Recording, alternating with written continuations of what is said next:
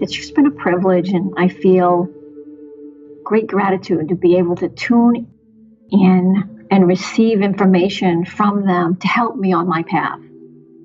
And the strangest thing, and this, it almost makes me want to cry every time I hear this from them, because we don't know where to place love, that all-encompassing love that they have on the other side, that we aren't able to, and they've told me that, we're not able to understand or conceive of yet.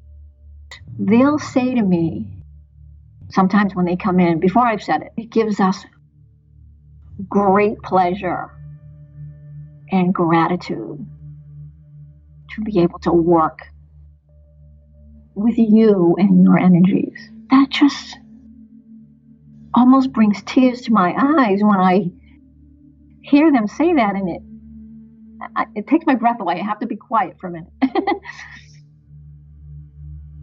Because you think of this encompassing, divine, wonderful energy that can be that loving.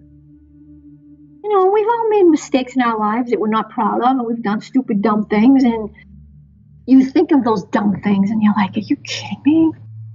That's the difference.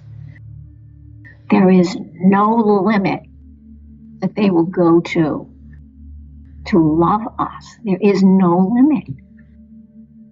So as I tuned into the water, the conversation fully engaged. It acknowledged that it was receptive. It mentioned it could actually feel the intensity of my energy through the forks I was using. And it said it felt at times like a tidal wave. Then it would calm down, and then it felt very gentle and very subtle, like a ripple. It mentioned that it liked that I came back. It remembered my frequency, because I'm on the beach a lot. So it remembered. I mean, the ocean is vast. So it must have just remembered my vibration. That's how everybody is recognized, even on the other side. They don't recognize us by our name, but by our frequency or our vibration. So it was just a wonderful thing. And it almost felt like, at points, the water was swelling like waves, like it was breathing. I could actually feel that. It was amazing. I mean, it's hard to put all of this into words. Utterly amazing what it felt like. And it continued and acknowledged back to me that it felt lighter. And it was very grateful for the help that I had chosen to offer. And that was pretty much all that particular episode was about. But I found it fascinating. I just found it fascinating that I was able to even do this.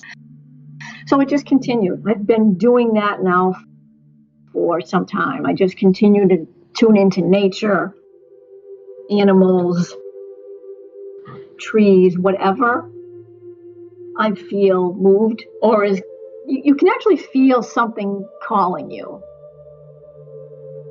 When you can feel someone staring at you and you're not even looking at them, and then when you turn around, you see them looking at you. It's kind of like that. You get a calling. It's a feeling that something's drawing you. That is kind of who I am. I actually feel like, if I were to give myself a title, a communicator. That's how I look at myself anyway. I'm an observer, and I think of myself as a communicator. And I'll give you an example of a human being. This is a colleague and a friend.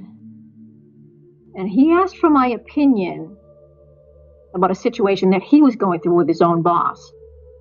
And in this particular situation, he was feeling like he was not heard. The conversations were always being turned around on him, and his boss was telling him that he was always very fearful and out of touch with himself.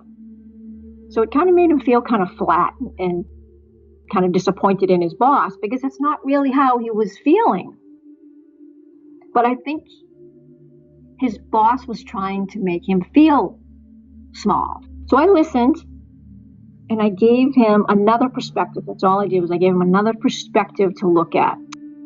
And without getting into too much detail here, all I offered him was something other than critical. And I did notice that he seemed relieved, and he thanked me for listening and being objective. So, you know what? Oftentimes, people just have so much static, stuck energy built up in their field. And if they're not doing any holistic work of some kind, anything, they're not doing any kind at all, they're going to come across as controlling, even manipulating to make themselves feel better. And unfortunately, we all know that doesn't happen. They never feel better. They're just unloading or venting. So that's when I usually drop a seed. If I were in that conversation with his boss, I would just very nonchalantly drop a seed about this or about that in the holistic works.